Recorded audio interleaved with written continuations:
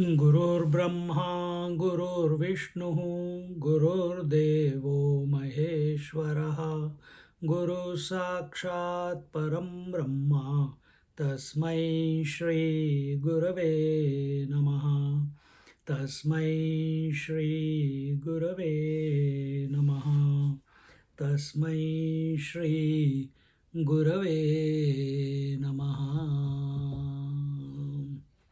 We are in chapter 7 of Amrutanubhav, and here it is Ajnana Khandana.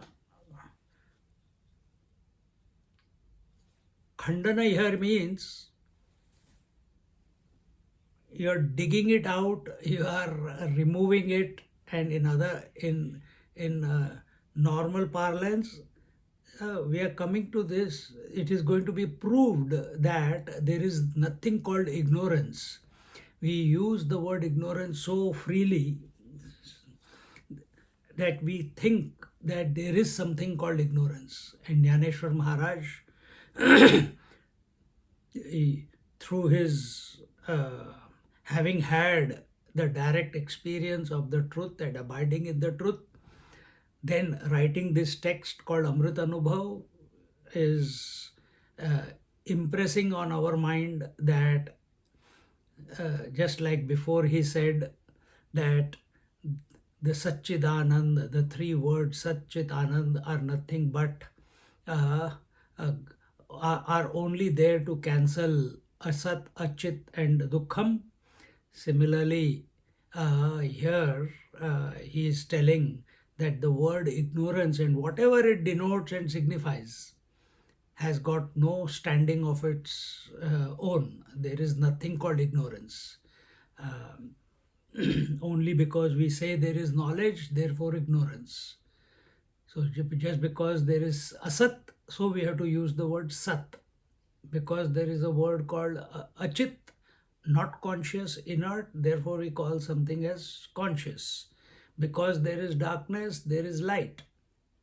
But both darkness and light become null and void from the point of view of the sun. Similarly, here, when we are having a subjective approach, from subjective, because now here we are not talking about any opposite of ignorance, but in general we know knowledge and ignorance. So here we are having knowledge of ignorance that ignorance is not. See the drama? So this is only possible. This will be conclusive. This will be ascertained by us only when we are subjective in our approach. Otherwise, there will be one argument after another argument. So here in the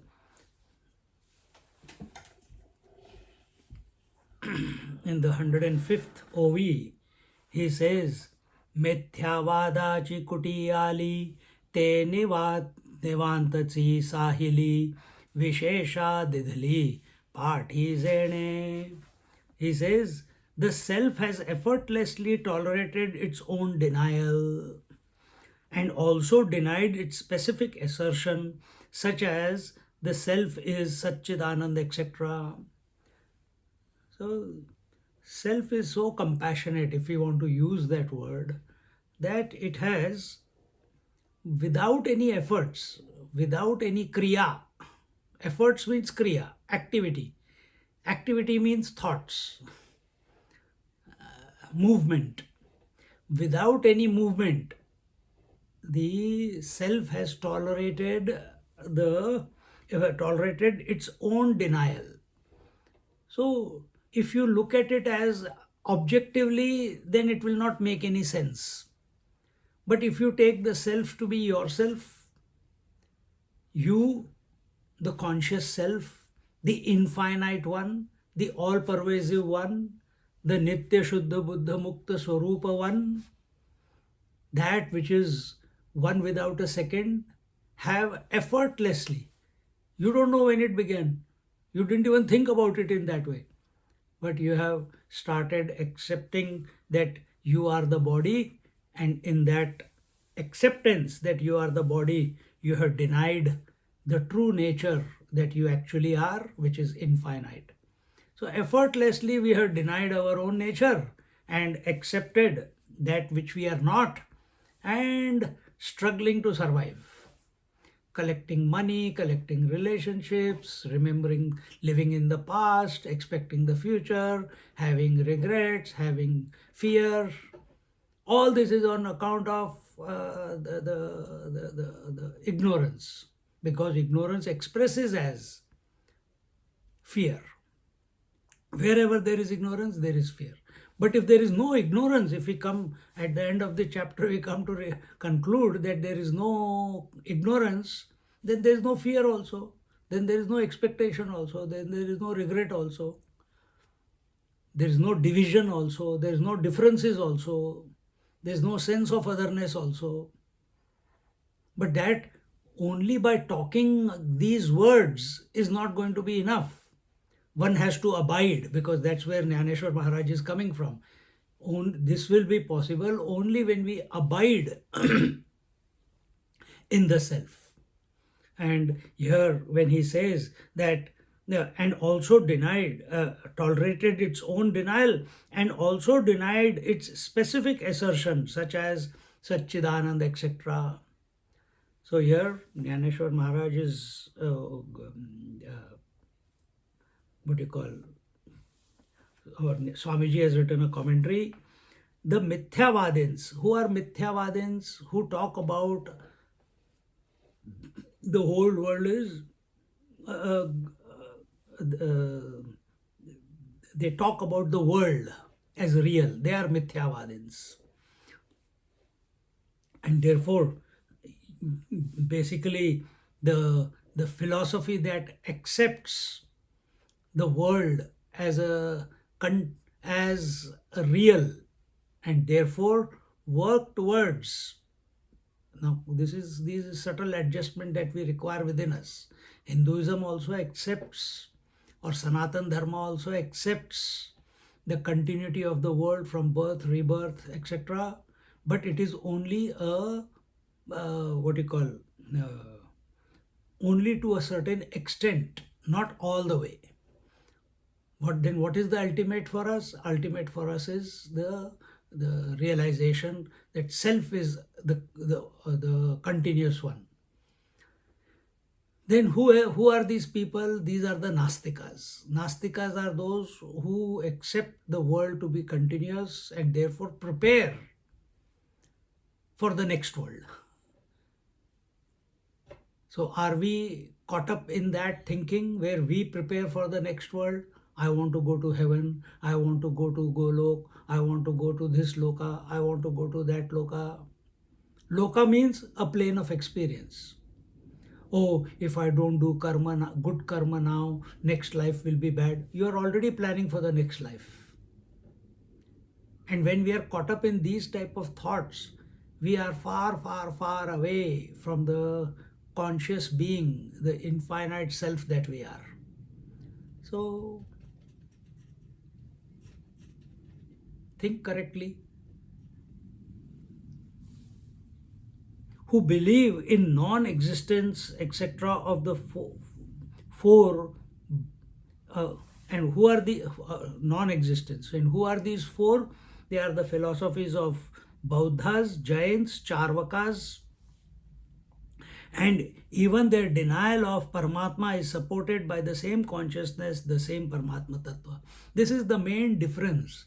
When this is the greatness of our Adi Shankaracharya, who brought in 18th century the revived, I shouldn't say brought, he revived the thought of the one without a second reality, which is given in our Upanishads, and presented a infallible argument.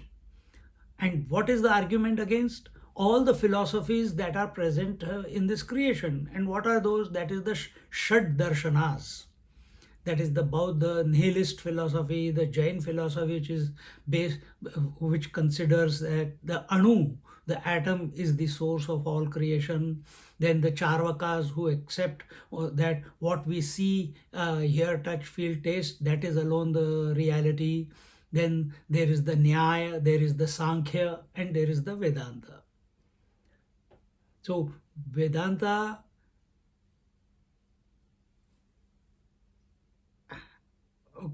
is logically, Adi Shankaracharya, by presenting this Vedanta philosophy, it's not a philosophy, but it's a way of discussing and debate, by which he was able to nullify and neutralize the thought or the beliefs that the various other five were having. And at different times of our in our history, we see their prevalence, and but it has not served its purpose. So for example, the Bauddha philosophy, the nihilist philosophy, which also accepts the reincarnation as the mainstay of its philosophy, which lasted for almost 2,500 years in our country. But even that, Adi Shankaracharya was able to neutralize by his arguments. And that is the healthy way by which, rather than fight and convert and proselytize, you debate.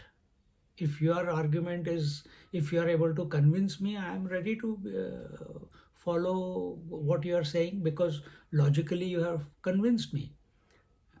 And it is the intellect which needs to be convinced. Body cannot be convinced. Senses cannot be convinced. When senses get convinced, it's the Charvaka philosophy. The breath cannot be convinced, it's inert. The mind cannot be convinced because it is too fickle. It is the intellect which needs to be convinced. We are what our convictions are. And once we, and in those days, and even today, many people, when they get convinced of something, they start following that in their life. So similarly, Jnaneshwar Maharaj Swamiji is saying here that even those people who say that there is no Paramatma, even those philosophies which, or those masters who propagate those philosophies, when they talk about that there is no Brahman, there is no God, they are also conscious beings. So they deny that consciousness which they already are. Vedanta just accepts that. And therefore, any efforts to deny anything or anyone, to assert that one's view is right and others wrong, is to become a victim of conditioning and to move away from the truth. So is our Adi Shankaracharya trying to convince? No, he is presenting his facts. He is presenting his observation. He is presenting his conclusions deftly, with all the Shat Pramanas, so that there is no iota of error as he presents his argument. And that is why Mandana Mishra in Varanasi, who was a devout Buddhist, eventually accepted accepted Vedanta and became the first Shankaracharya of the Sringeri Mutt. See, so those who are smart, those who are objectively looking at the information and applying the conclusion subjectively, then they will get convinced with this. If you are not convinced by this, and you are just holding on to your guns because, no, I studied it, therefore, no, because I see it, therefore, no, because I believe it, therefore, no, there is no question of all that. That is the Shat Pramanas. Because the Pratyaksh Praman, that is not the Praman for knowing the self. Anuman Praman, that is not the Praman for knowing the self. Because there is a smoke, there is a fire. That is a good example. You know there is fire. But you apply it on the self subjectively. Application is very important. That what is that because of which the life is expressing? Senses are functioning, breath is moving, mind and intellect are alive. Thoughts are coming and going. In presence of whom? Who is the prompter? In whose presence they come and go? Just as day and night come and go in the presence of the sun. If the sun is not there, there will be no day and night. Similarly, waking, dream, deep sleep are coming in the presence of whom? It cannot be outside of you.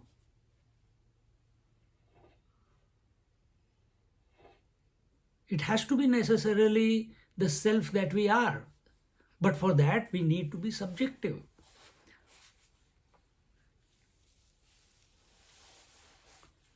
So in this manner,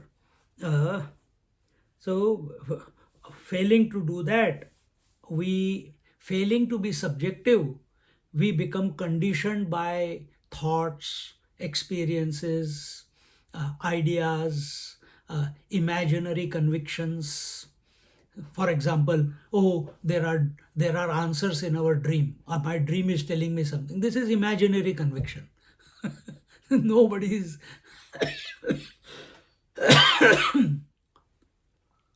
no dream can give you any answer, because our praman is scriptures. Scriptures clearly say dream is nothing but evacuation of unfinished experiences collected during the day. Story over. So either you accept that and program your and think in that line of discussion, or forget that and make up your own and write books on what dream reveals to me about my life. See, and whenever we become conditioned about something, it is necessarily about the world, gross or subtle. Self is not a conditioning. Thinking about self is not conditioning. Well, if I'll go one step further. If you think about self, it is you are conditioning yourself, but self does not require to be thought about, because you are already that. See? So what is conditioning? Conditioning is always within the parameters of space, time and objectivity. When we have, so space and time we understand, we are conditioned by time, we are conditioned by place. But what about objectivity? When we objectively think about the self, then we are conditioning ourselves. But the question is the self a thought, or is the self the natural state? So these are subtle nuances that we need to ponder over and be the self that the great masters are uh, uh, reminding us, cajoling us, prompting us to be. All the identifications with the denials or different views or systems are only till the identification with the gross body lasts. So just now I told you the Shad Darshanas, in which Vedanta is the sixth one. So all the other, so when you talk about Vedanta also, we are talking about that which cannot be talked about. Vedanta. So how much worse is the other five? One is not even, others are not even accepting the all pervasiveness of the self. Sankhya, it doesn't accept. Sankhya is our Hatha Yoga, what you call Patanjali Yoga Sutras, and the Sankhya philosophy given by Kapil Muni. It accepts one self per person. So it has its limitations. So it's not even accepting the all pervasiveness of the self. Think. So here it says, so all these 6 paths, 6 darshanas, 6 ways of looking at the world, they are all falling short somewhere. Vedanta is also falling short as long as it is talking about that which is beyond words, it is falling short. Because Vedanta is not a philosophy. Vedanta is your being. But we are talking about it. And while we are talking about it, it becomes a philosophy. So that's what he's saying here. Once that idea, and for whom is the philosophies? For whom are the darshanas? For whom are the variety of darshanas? For whom is all the variety of differences? For whom is all the varieties of approach to life? Is it for the self? I'm asking. Is it for the self? The individual intellect. Good. So, in other words, that consciousness which is identified with the gross, subtle, and causal body, for that consciousness which is called the jiva, for that jiva or for that mind and intellect, the Shad Darshanas and the differences are valid. Correct? Because who is a realized person? Realized person is he who is functioning through this equipment of gross, subtle, and causal bodies, but he is not the owner of this. And who is a jiva? Jiva is the same consciousness as if identified. As if identified. Don't give it too much importance. And that's what we are denying, that these gross, subtle bodies, or which is the result of ignorance, etc., does not exist only in the first place. Because you have been thinking about your body, gross, subtle, and causal, you are thinking that is real. Once you start thinking of yourself, or initially thinking, eventually abidance. Once you are abiding, how you are abiding? I'll give you an example, which is, it clicks like this. These are the points that you should contemplate. When you go to sleep, do you think of your gross, subtle, and causal body? Do you think? So you are not conscious of your gross body, you are not conscious of the world, you are not conscious of your breathing, you are not conscious of your mind, senses, intellect, convictions, past, future, birth, death, fear, nothing you are conscious of in sleep. I'm not talking about dream, in sleep. And we have not even come to know the self in relative terms. We are not come to abide in the self. Yet, we are not even conscious of our the differences. Imagine now consciously you come to that point, which we have repeated so many times, remain awake in deep sleep. So what will be the result? You are awake, but you are not conscious of the gross, subtle, and causal body. You are not conscious of the differences of the world. Because you are abiding in the self. When the mind is zero, you are with yourself. And once you build this momentum, or not even a momentum means movement. Once you come to abide more and more and more in yourself, or once it clicks, you can put it that way also. Once we abide in the self, thereafter, whether the body is there, whether the mind is there, whether the intellect is there, whether the differences are there, it does not matter to you. You're not influenced by them. You're not affected by them. You're not enslaved by them. Why? You are abiding in the self as the self.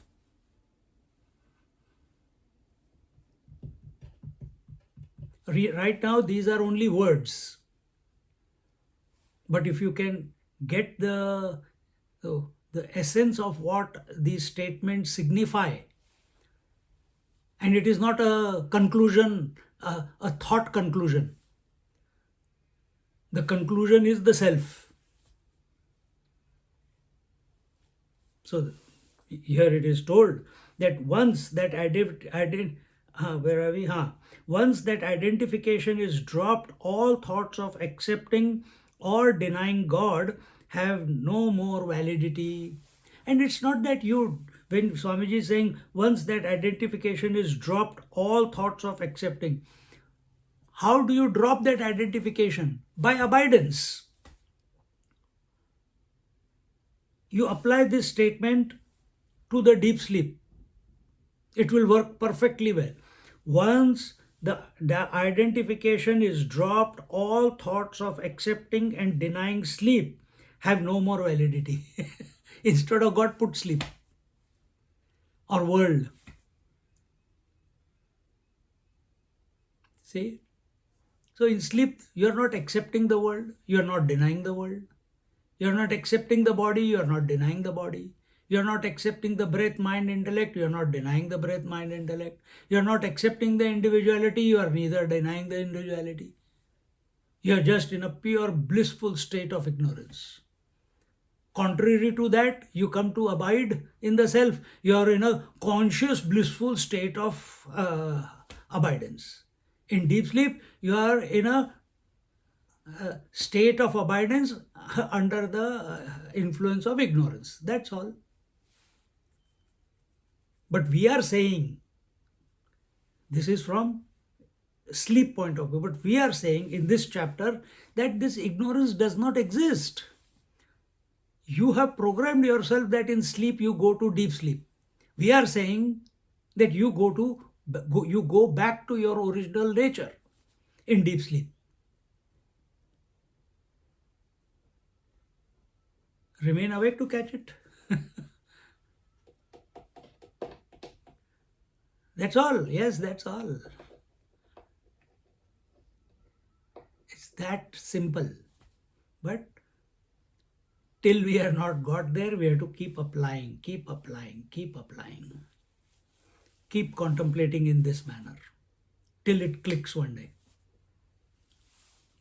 Continuing, the wise man does not lose himself in becoming an ativadi, an insistent argumentative person. So says the Mandukya Upanishad. So this is a duragraha, insistence or ativadi. Ativadi means baal ki khal nikalna. Means argue to such an extent that there is nothing left to peel off anymore. So don't get into that. If someone is arguing, ठीक है यार, you whatever you are saying, it must be true for you. I remain with what the scriptures say. I may not have the knowledge of all the scriptures to discuss with you or argue with you or convince you. I'm not here to convince you first place, but I'm not here to argue with you also. If you don't have the capacity to argue, don't argue. If you don't have the knowledge to argue, don't argue. Get away from there. Nahi yaar, you are right. Okay, go. Come away. Any special criteria to honor the existence of the Atma Tattva, such as Satchidananda, etc., are also totally denied. This we saw in the previous chapter. Was it the previous chapter?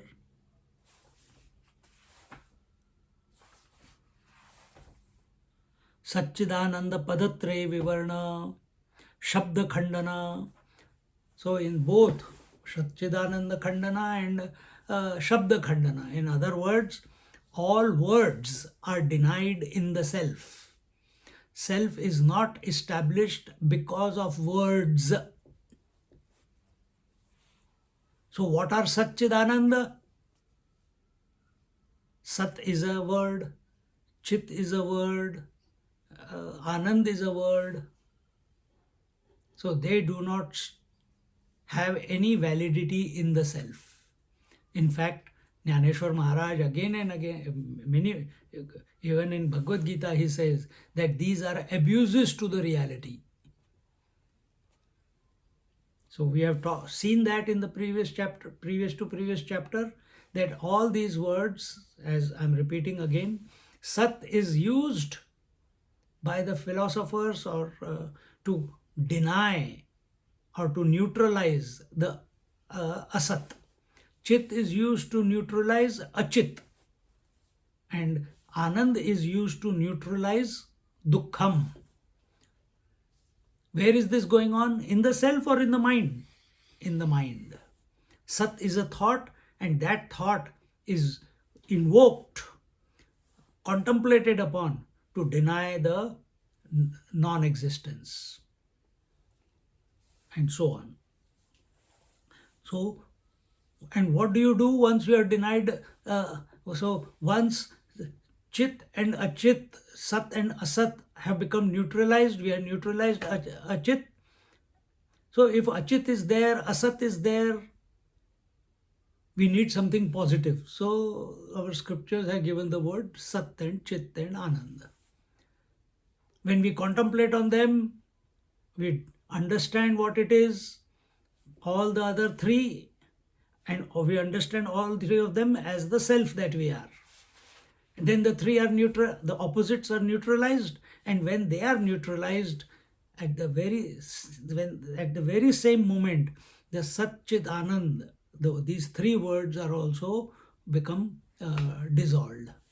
Just as you need a camphor for a light, but once the camphor finishes, what happens to the light?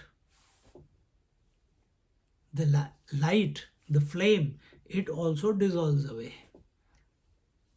But without that, the light will not be there. So similarly, Satchidananda are like light. See, but the word Satchidananda, the word, alphabets that go to form the word, they are born out of ignorance. So we are using some aspect within the ignorance to deny the ignorance, and once the ignorance is denied, even the Shabd, by the words with which we are denying the ignorance, those words, for example, Satchidanand, they are also denied. Thus, the negation is supported and assertion is denied. Huh? So negation is supported and assertion is denied. So we do not, meaning what in simple words? Simple words, there is no conclusion left to be convinced about. You use one word to deny the other word, and when that other word also is dissolved, this word which you are using to dissolve, that also gets dissolved with no conclusion left behind.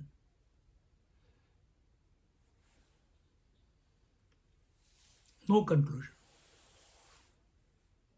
No result. Self is not a result. Self is not a conclusion. Self is not a conviction. Conclusion, conviction, all this is at the mind level by way of thoughts. Self is not a conclusion or conviction. For this, we have to become very, very subtle in our approach and refine our mind to such an extent through these discussions that we fall into initial stage, we fall into witnessing, but that is only you are lengthening your abidance. If we say we fall into witnessing, there has never been a moment when you have not been the self. Today's meditation in the morning, the only re- fault of ours is we have not accepted ourselves as the self. We have accepted ourselves as the body. So everything with reference to the body is real for us. Accept the self for what it is, for who you are.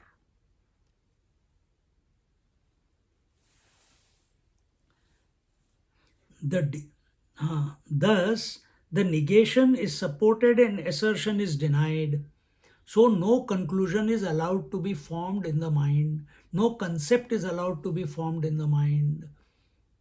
No conviction is allowed to be formed in the mind. Argument should be such. Discussion should be such. So, this entire discussion that we have done in Amrutanubhav till now, nowhere we have been urged to come to a conclusion. Nowhere it has been told that the self is a concept. That if you do this, then you will conclude to be the self. No, the self is not a conclusion.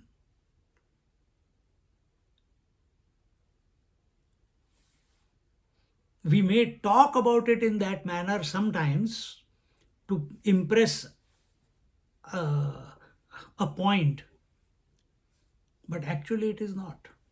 So here he is giving another, Swamiji says, the deep sleep plane of consciousness, where all the plurality of the dream and waking states is denied, is supported. So who is supporting the waking and dream? The entire plurality. You, at a drop of a hat, you say, yes, the whole dream was in my mind.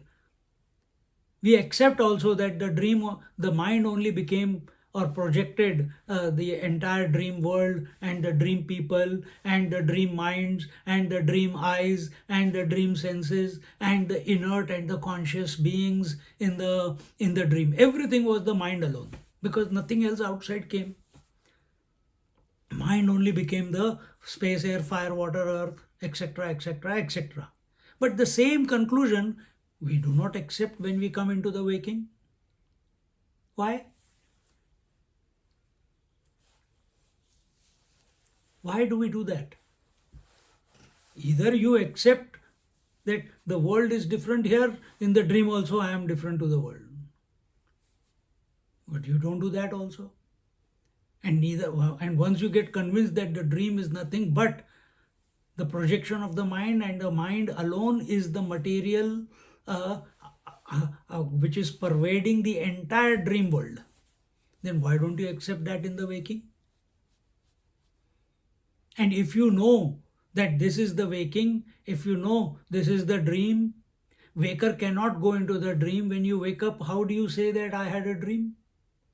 There must be someone else who is supporting the coming and going of the waking, someone who is supporting the coming and going of the dream. Who is that? Is that someone outside?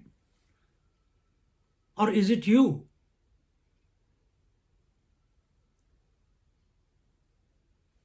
The one who is unaffected by the coming and going of the waking and dream.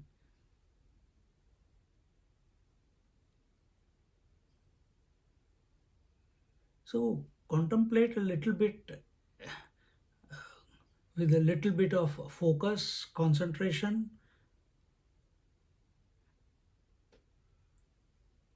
So who is that?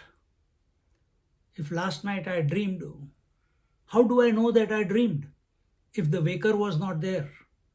So here when a waker is speaking that I had a dream, Martin Luther King. But waker cannot make that statement because he was unavailable in the dream. Then who is making this statement at this moment? If the dreamer is not available to make that statement, waker was not available in the dream to have that experience of the dream, then who is making the statement at this moment? Question to be pondered.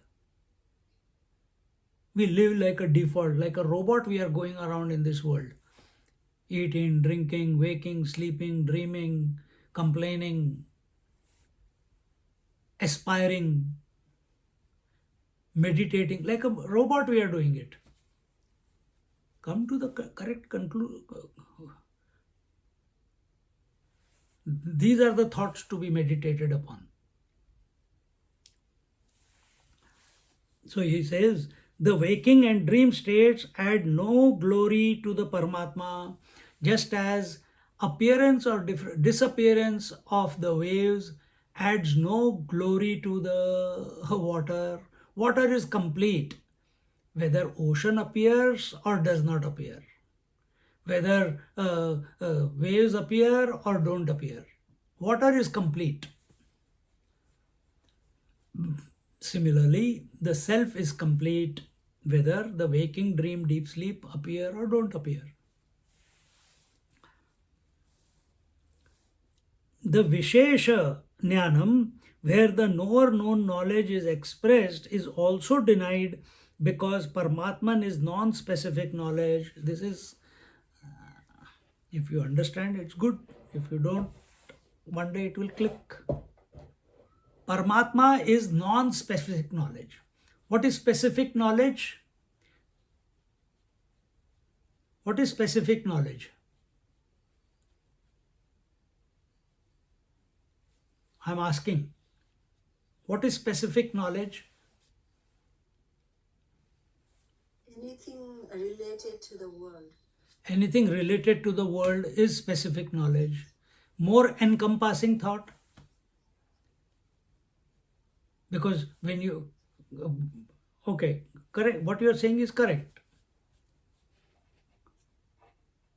That which has got a cause and effect. That which has a cause and effect is specific knowledge. That which comes and goes is a specific knowledge. That which is known through a thought is a specific knowledge, correct?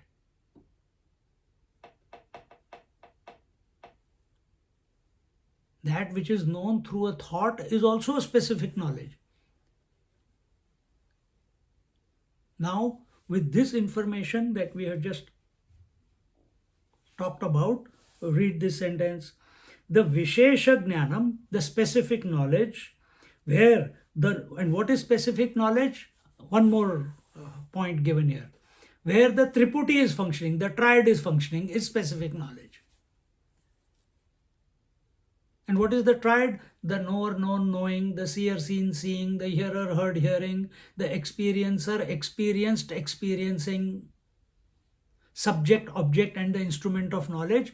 If we take these three, subject, object, and instrument of knowledge, this becomes the basis of all the triads, right?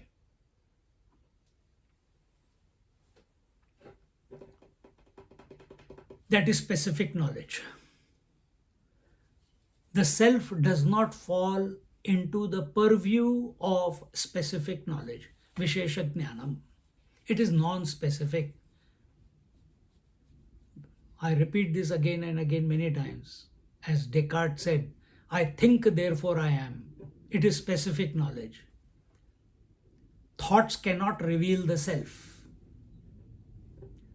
It is in the presence of the self that the thoughts are coming and going. That you are. But because of our obsession with objectivity, because of our insistence that the world is real, only the waking is real, etc., etc., we think, and we want, through thinking, we want to conclude that the self is not possible. Our thinking, as it was told in the previous paragraph, our thinking should be such that the thinking dissolves. No thought is left behind and you don't go to sleep. You remain awake. You remain conscious. So for that, our masters have discovered wonderful ways. Vaikhari madhyama pashyanti para. This is a way of dissolving the thought by the thought. We are not trying to realize. We are dissolving the thought by the thought, where the thought completely is dissolved. What remains is not emptiness. What remains is the self.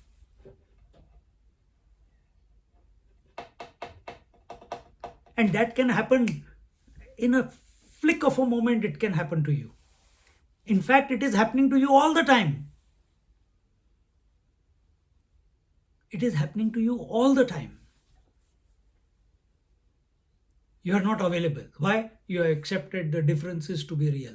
You have accepted the variety to be real. You have accepted the triputi to be real. You have accepted the specific knowledge to be real. And through that specific knowledge, you want to know the unspecific. Not possible. You are by nature unspecific. In your presence, the specific knowledge called waking experience, and the waking instruments, triputi, the dreamer, dream experience, and the dream triputi are coming and going. You know that the three planes of experiences, the waking, dream, deep sleep, come and go every day. It cannot be the waker, it cannot be the dreamer, it cannot be the sleeper.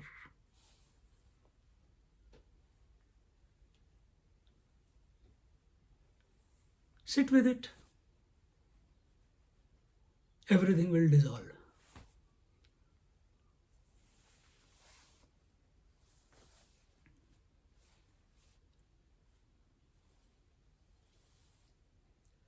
Where the knower known knowledge trio is expressed is also denied because Paramatma is non-specific knowledge. So in Paramatma, there is no possibility of knower known knowledge trio possible. Then how do Mahatmas function? Mahatmas function, we see them functioning. That they are talking, they are hungry, I want this, I want that. But there only the thoughts are appearing, but there is no experiencer there. There is no seer there. There is no personality formed. You are seeing it, but they are abiding in the self.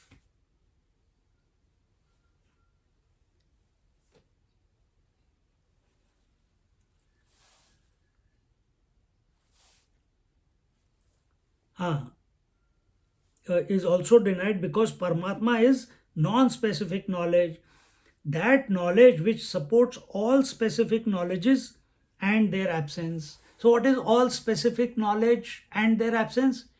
All specific knowledge is possible where? Waking and dream. And their absence, that their absence of all specific knowledge is deep sleep. So if the self is not there, if life is not there, if I want to come down one level, if life is not there, is the specific and non-specific knowledge possible, which is waking, dream, deep sleep possible? If I'm not there?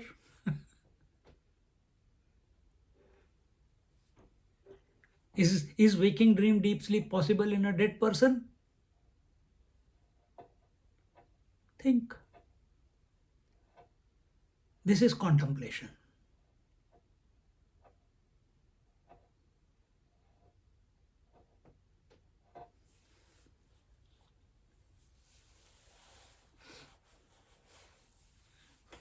Thus, the entire argument is because of the approach from diametrically opposite standpoints. The student wants to know the truth without letting go of his individuality. He wants to maintain the triputi and he wants to know the truth. Triputi is a part of specific knowledge, and through the specific knowledge, he wants to know the non-specific, and thus from this point begins all the Upanishad. But first come to this point.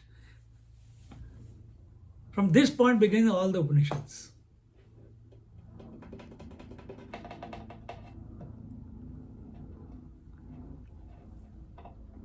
So are we making the same mistake? That through thinking, through contemplation, through logic, argument, all that is required. I'm not saying we are doing the same thing. But where is our attention? Are we lost in the elixir of intellectualization? Or are we available to to what the words and the arguments and the discussion is indicating towards. And what it is indicating is not outside, it is you, the essential you, the untouched you. Which untouched meaning that which is beyond the waking, dream, and deep sleep. The waker cannot reach it, the dreamer cannot reach it, the sleeper cannot reach it.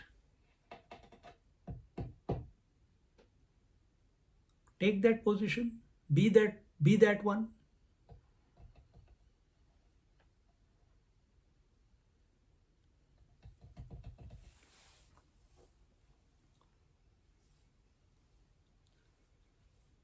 The teacher is repeating again and again that such an approach will only mean efforts and struggle, which will lead to one's own bondage. When we think about the non-specific through the specific, it leads to what? Agitation, frustration, depression. Because you will try so much, so hard. You will feel you're just there, but you can't touch it. And as a result, then, oh, I think this philosophy doesn't work, I must go to the other philosophy. I think this religion doesn't work, I must go to the other religion. This religion gives me more success, that religion gives me less success. This mantra gives me more success, that mantra gives me less success. All bull.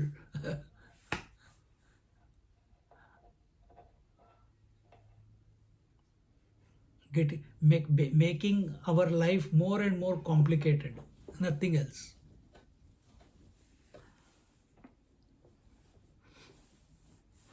Where there is more efforts,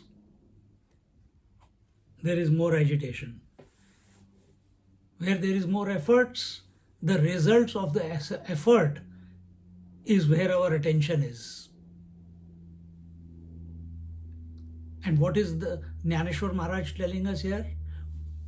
We are not denying, but right now we don't know anything but putting efforts. I am putting efforts to speak to you, you are putting efforts to listen. I am putting efforts to read the text, you are also putting efforts to read the text. But there is one mistake. If we are not putting these efforts in the correct manner, our efforts should be put in such a manner that they lead to effortlessness. We put efforts only to put more efforts. Temporary respite from efforts called deep sleep, next morning get up and again jump into the putting efforts. This is the mistake we are doing in meditation also.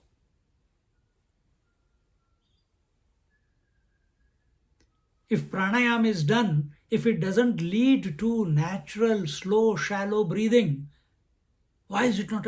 Where am I going wrong? Why am I not getting experience? And we start pumping the air all over again.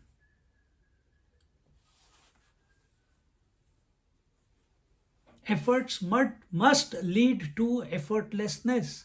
And this life is teaching us. Efforts in the waking, efforts in the dream eventually lead to effortlessness in sleep. This is at relative level. Well, in absolute level, there are no efforts. But through these efforts in the relative, we want to get to that effortless state of abidance. So think in such a way, argue in such a way, contemplate in such a way, because suddenly to say I'm not going to put efforts is not going to work for you. I'm not going to contemplate is not going to work for you. But then be intelligent. That are my efforts, whatever I'm doing it in the name of duty, taking care of my parents, taking care of my children, taking care of my grandchildren. Is it leading to effortlessness or is it complicating your life further?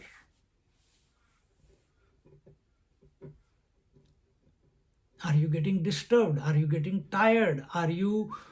Or are you completely comfortable and content?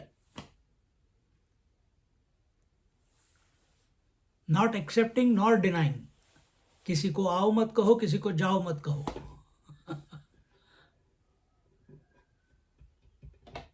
See? The teacher repeating again and again that such an approach will only mean efforts and struggles which will lead to one's own bondage. The more one puts effort, meaning the karta, the doership is increasing. The more the doership increases, the ego increases. Identification with what needs to be done, meaning identification with the body, it increases further. And thoughts which are of the thoughts which are of the vikara type modifications strengthen the individuality. So when we put too much efforts, too many thoughts, I have to do this, I have to do that, I should not do this, I should not do this, why this person has come into my life, why should he not come into my life, what should I eat, should I eat this, should I eat that, why, what should I do for my health, this, that, etc. The more modifications are there in your mind, the more is the identification with the body. Meaning, in other words, individuality is becoming concretized. From water, you are becoming a ice cube, which is uncomfortable in every place.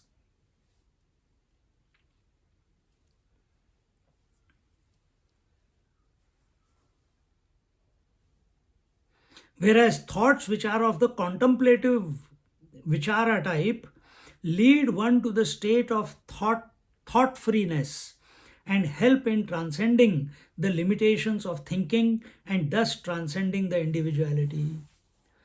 So, very simply put, more the thoughts in the mind, stronger is the individuality. Lesser are the thoughts in the mind, lesser is the individuality. No thoughts in the mind, you are transcended. The individuality has transformed into avoidance. Individuality dissolves completely where there is no thoughts in the mind. And once you have become accepted that as yourself again, or you can't accept, acceptance is only in the relative. Once we come to abide in that hey, I still am without any thoughts, without any fear, without any sleep. Thereafter, mind will again click back in. Again there will be thoughts, again there will be body, again there will be the world. But now you are wiser. This is called wisdom. You are wiser. You don't become enslaved to the thoughts. You don't become enslaved to the body or identified with the body and thoughts and the world. At any given opportunity, you will come back to yourself.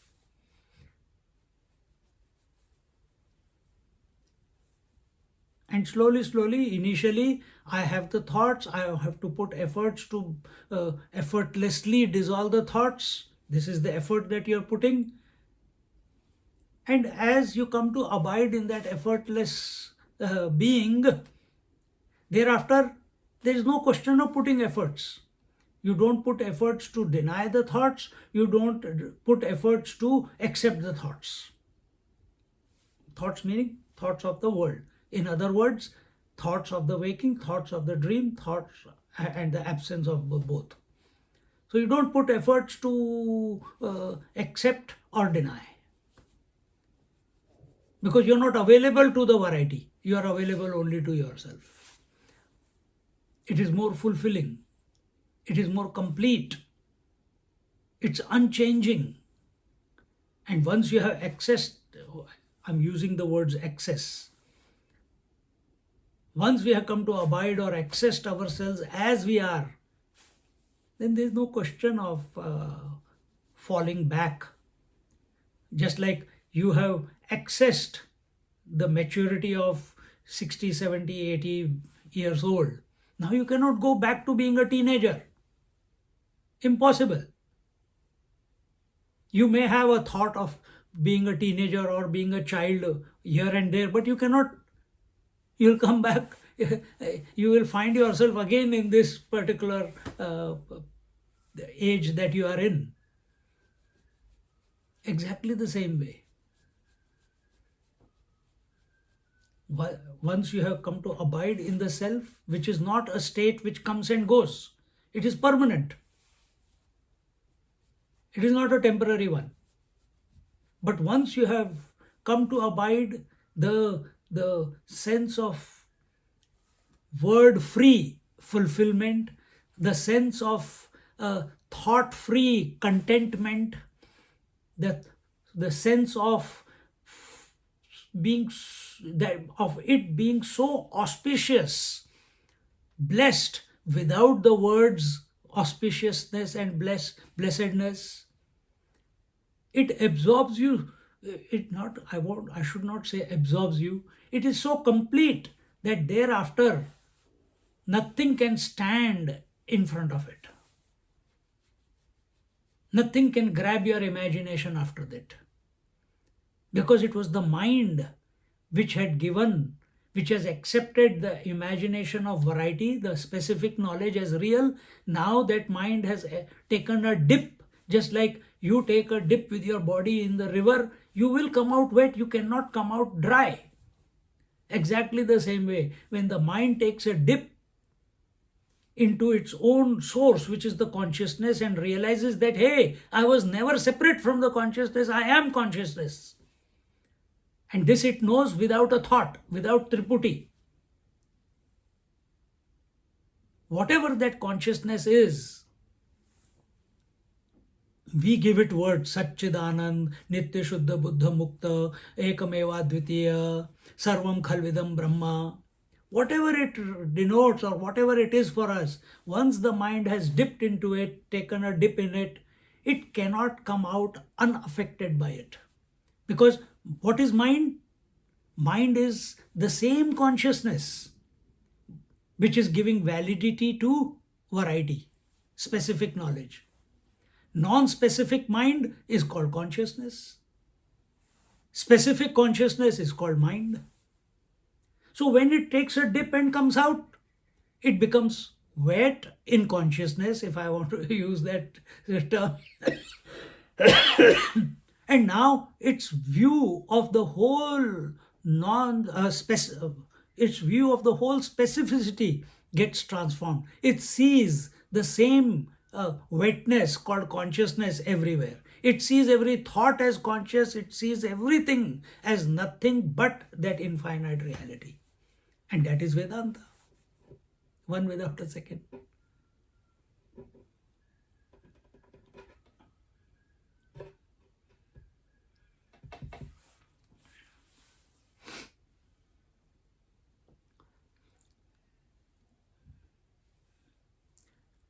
And help in transcending the limitations of thinking and thus transcending the individuality. So, thinking in this manner, just by listening, and I am talking, while talking, it feels so auspicious what we are talking. It feels so blissful while talking itself. It feels as if you are there at this moment. Let the mouth talk.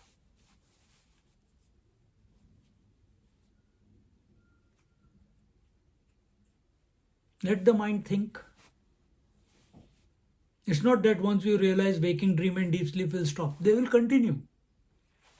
But there is no owner of them. Just like sun doesn't own day and night. You also, once you come to abide, you will not own the day called waking and dream and night called the sleep. The phenomena will continue. And what is phenomena? A projection, a thing that expresses but actually is not there. See, Continuing, therefore, Jnaneshwar Maharaj emphasizes the need for the seeker to convert the vikaratmika aspect of the mind to the vicharatmika aspect. So instead of haphazard thinking, instead of what do you call unwanted thinking, not knowing what thoughts are coming, we are at the mercy of the thoughts that are appearing in the mind. Vicharatmika thinking is, what is vichar? You are in control of the thoughts. You are choosing what thoughts you want to entertain in your mind. Vichar and vikar. Vikar takes you towards the world. Vichar takes you towards the self or God. What type of thoughts do we? If we are thinking about our future, if we are thinking about our disease, we are thinking about our children, we are thinking about our parents, we are thinking about our spouse, we are thinking about our dream, we are thinking about our whatever in this world. Firstly, it is specific thought. But it is that specific thought which is taking you away from yourself. Therefore, it comes under the category of vikar. Mind has to think something. It cannot remain continuously without not thinking. That happens only in deep sleep or meditation for some time. It will modify because that is its nature. So what have we trained? Mind doesn't know what is real and imaginary. So has it been trained to think of the self? Or have we trained the mind to think about the world? When it thinks about the world, it is vikaratmika. When we think about the self, it is vicharatmika, buddhi. So choose wisely. What more? What more can be said? You make your life or you break your life by choosing the thoughts that you entertain in your mind. If you live at the mercy of the thoughts, then more complicated thoughts. I don't understand. I don't know how the world is. Where is the world going? Why there are so many wars going on? Why these politicians are like this? Why the food is not healthy? Why there is additives in every food? Vikaratmika buddhi. You're thinking only about the world. If you have to inquire so much into the world for which there are no conclusive answers, why not use the mind to think the thoughts of the self? You are putting so much effort in thinking about the world and no conclusion. I don't know where the world is going. Better, if you don't know, then don't talk about it. If you put that much effort in by way of thoughts, in vicharatmika buddhi, thinking about the self like we are doing in satsang, the mind will come to conclusion. What will be the conclusion? I'm using the word conclusion. It will dissolve itself. By thinking about the world, you can never come to be the self, come to know the self.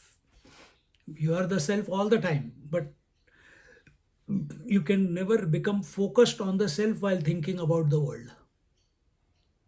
But when you're thinking about the self, you can become focused on the self. Vicharatmika, vikaratmika, buddhi.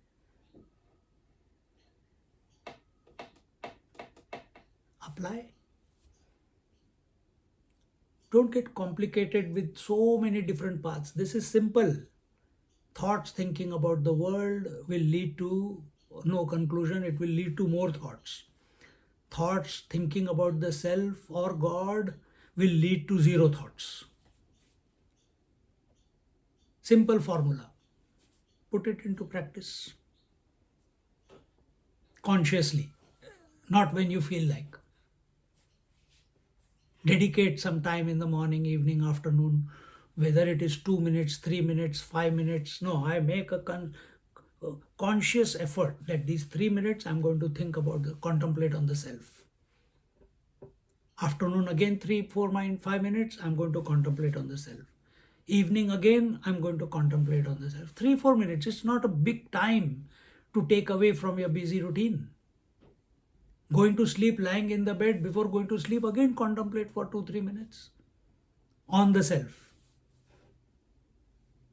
And as this momentum starts generating, mind starts getting enjoying this contemplation, which leads to zero thoughts, because mind wants to go to zero thought. That's where it experiences the bliss every day, deep sleep. Now you're conscious, and by thinking these thoughts, your mind is becoming zero. He says, yeah, man, this is fantastic. I think I'll do this again. I'll do this again. I'll do this again. And before you know, those 3-4 minutes are becoming 15 minutes, half an hour. Without you knowing, the period lengthens itself.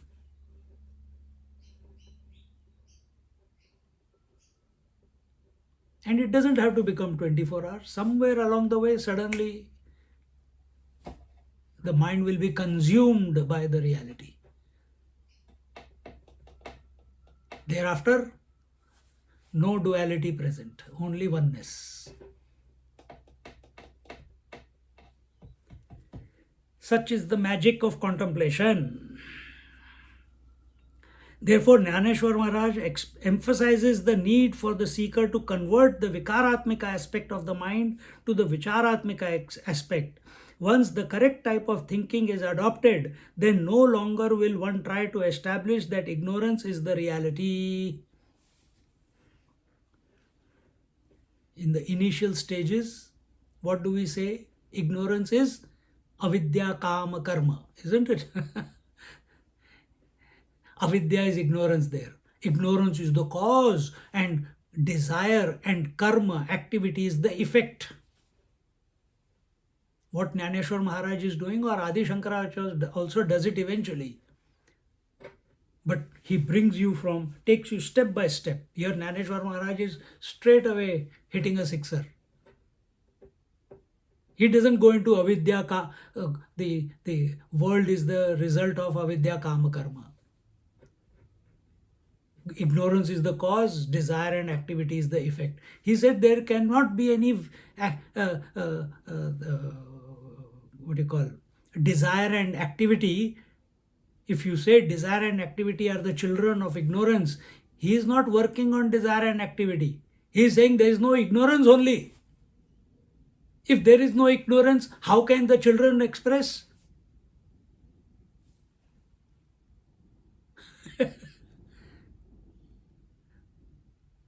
Now don't take that just as a thought. You apply it on yourself. Where did this word come from? Where did that? Don't worry about it. You focus on being the self. Once you be the self, automatically the ignorance will be denied. And consecutively, the effect of ignorance, as we have studied, effect of ignorance is desire, effect of desire is activity. They will also become null and void. If ignorance itself, the cause itself is not there, how can there be effect?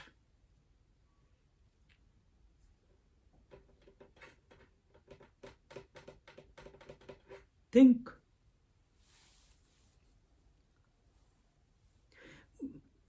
When ignorance cannot stand the strength of inquiry, how can it be asserted? When the cause is denied, the effect, the world has no validity.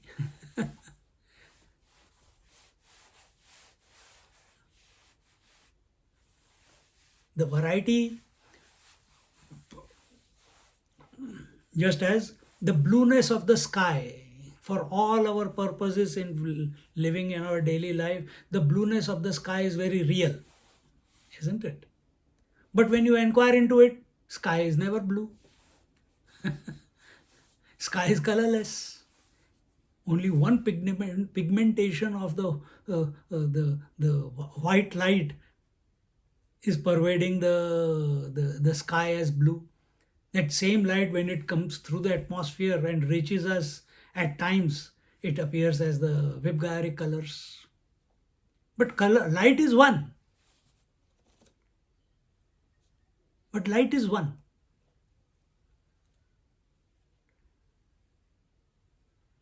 And that light, we call it light when it is, when, because we are in the atmosphere of the earth. Once you come out of the atmosphere of the earth, go into the space, here we call it light, which is bright light, bright sunlight. Once you go out of this into the space, there is no bright light. So which one is true? The dark light is true or the bright light is true? We have programmed ourselves thinking about the world in a particular way. Here Bhagavan is telling, Jnaneshwar Maharaj is saying that when the cause, once we come to understand that only self is, in the light of the self, the ignorance is denied. Meaning, in the light of the sun, darkness has no place. If there is no darkness, if there is no ignorance, then the world, which is the expression of that ignorance, also has got no place. Why these arguments are taken and discussions are taken? Because in scriptures it is said that the deep sleep state is the cause of the waking and dream. And deep sleep state is the state of ignorance. You must have heard that and read that somewhere. So here we are out to transform the deep sleep. We are saying there is nothing called absence of the waking and dream. There is only self.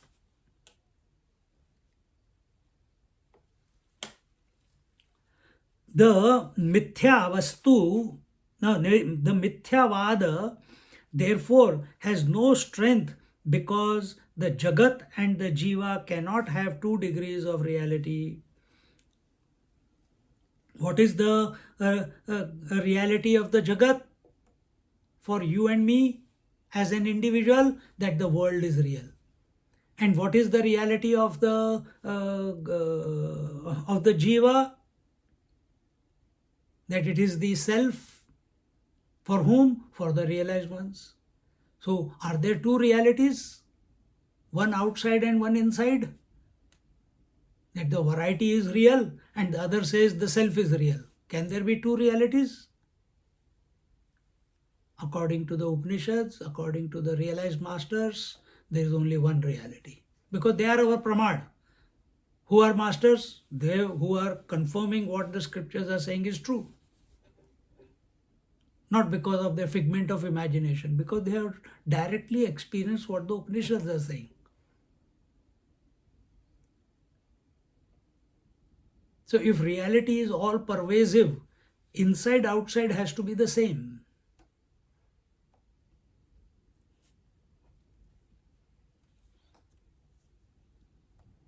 And what is that which is inside and outside always the same? It is the self. Where is our attention when we are inside? On the void. Where is our attention when we are outside? On the variety. And we lose both ways, we make a suicide without being the self. We withdraw from the variety, we come to the void. अरे कुछ भी नहीं है यार अंदर. अरे तुम तो हो, कौन बोल रहा है कि कुछ नहीं है? That one you are,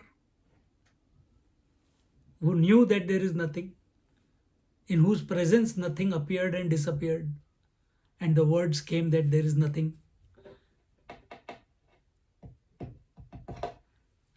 See, the second level of thinking is the Ishwaravad. Excuse me. Ishwaravad, where Ishwara is the creator of the world. This is from the angle of Vishesha or conditioned Chaitanya, not Shuddha Chaitanya. Shuddha Chaitanya is Brahman. So previously we were talking about abiding in the self. Now we are talking about, we don't know that formless, attributeless, qualityless reality called the Brahman or the self or the atman? Very difficult, how do I contemplate on that which is beyond the thoughts? I can only think the thoughts. If this is the argument or doubt coming in our mind, okay, we come one step lower. What is that? Ishwaravad. We give, we choose to think of a thought which represents totality, and that totality is called as Ishwara. And that Ishwara, using his potentiality, is appearing as the whole creation. So here in that, so that Ishvara alone, he is the material out of which all specificity is created, and he is the one who's expressing in and through all the specificity. Because we are not ready to accept that I am that. So those minds who have not become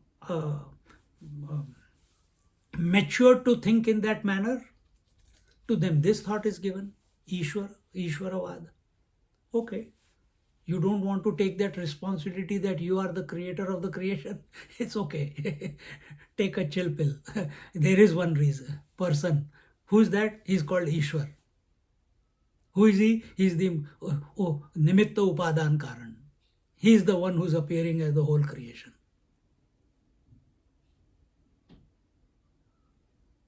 Because you didn't want to take the responsibility. You were afraid.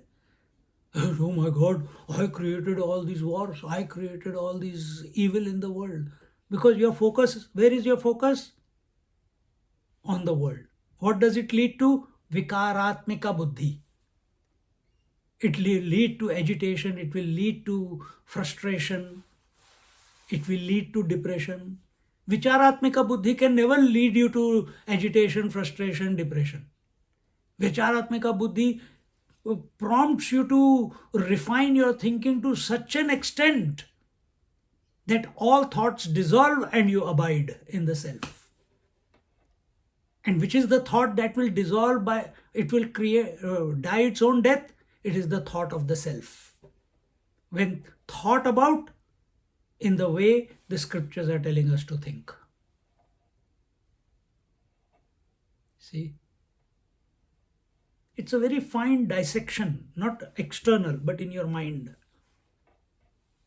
If you can't do that dissection, okay, think of Ishwar as the ultimate, and that's what here is told.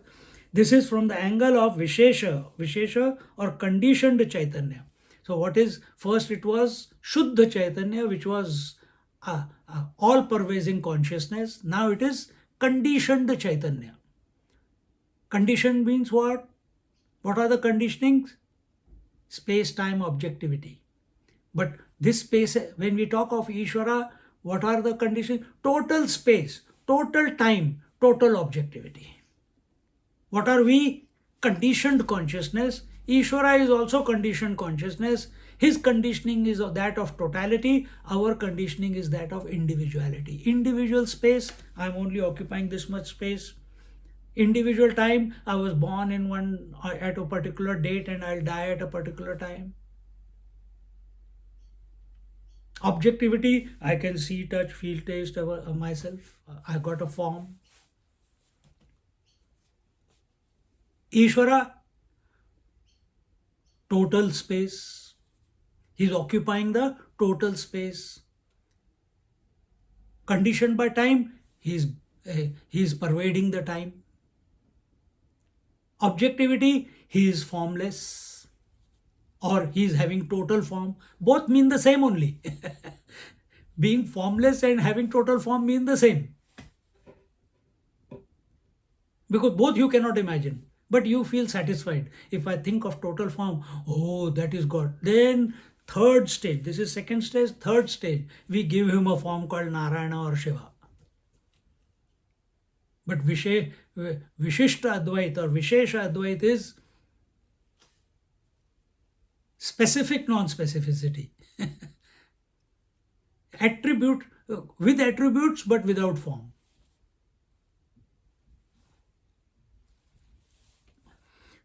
So the Visheshatva results in Dvaitavad, where Ishvara is Sarva Shaktiman, etc., and the Jiva is the Alpa Shaktiman, etc. But Paramatma, which is uh,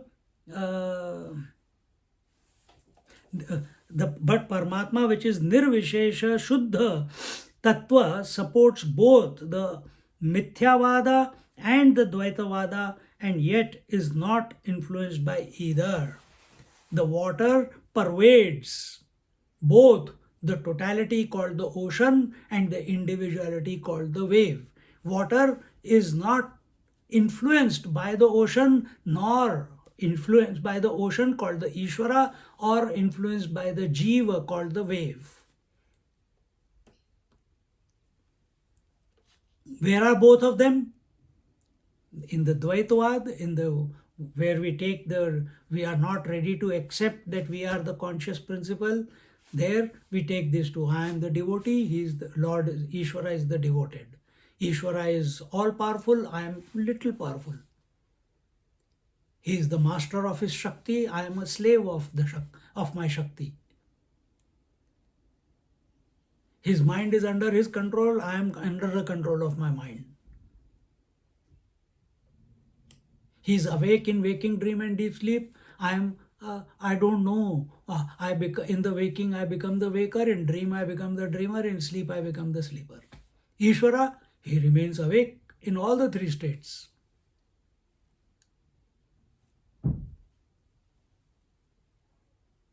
So totality, and where there is totality, there is individuality, or where there is individuality, there is totality. Why? Because we don't want to accept ourselves as the Shuddha Chaitanya, pure consciousness. But pure consciousness is like water. It is uninfluenced by totality, the ocean, or uninfluenced by individuality, the wave.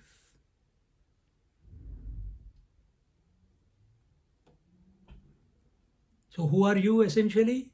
Jnaneshwar Maharaj is not saying. He also used to take the name Ramakrishna Hari, Jai Jai Ramakrishna Hari, Vithala, Vithala, Vithala, Vithala. But because he used to take the name does not mean that he is not abiding in the self.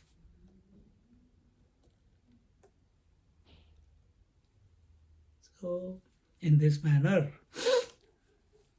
Jnaneshwar Maharaj is helping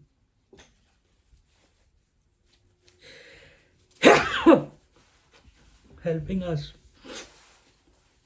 to come to the to ascertain and come to this conclusion, which we have long maintained as true, that there is something called ignorance. There is nothing called ignorance. So if you say ignorance is, and you are searching or contemplating on the truth is, there are two isnesses. Truth also is, ignorance also is. How can there be two existences? There can be only one existence.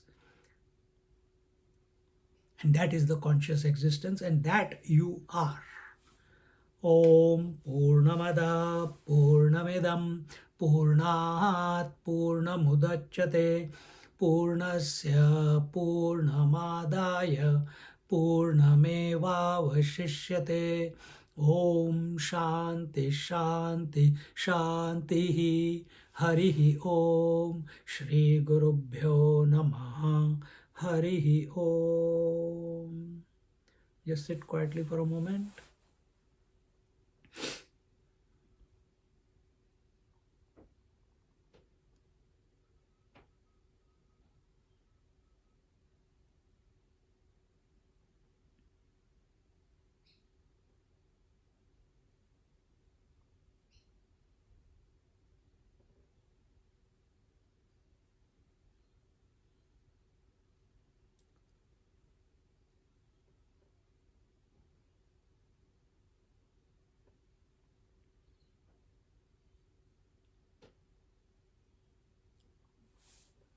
Hari Om. Next week, not next week, this coming weekend, we are having a retreat. We'll be continuing the Dakshinamurti Stotram It will be held at the Fiji temple in Bayswater. I will send all the details and everything. So the lectures will be starting at 9 o'clock to 10 o'clock, then 11 to 12, and then lunch, then 2 to 3, and then 4 to 3:30 to 4:30. And so make yourself available. Welcome. Pass the word on to others. Is that Friday, Saturday, Sunday? No, Swami? Saturday, Sunday. Saturday, Sunday. And this Wednesday also, we will be having our Kathopanishad continued online. And Thursday, if you want, you can come to 64 Strickland Drive, Wheelers Hill, where we will be concluding the Bhagavad Gita. Another 4 or 5 classes are left. 18th chapter is concluding. So if you want to join in, you can join in. Okay? Hari Om. Hari Om, Swamiji. Hari Om. Good to be back. Swamiji. It seems like, oh, we had forgotten all this. But how quickly we came back to the same thing, isn't it? It didn't feel foreign. है ना? No. इतने सालों से सुन रहे हैं अमृत अनुभव. अरे यार, it's all recording.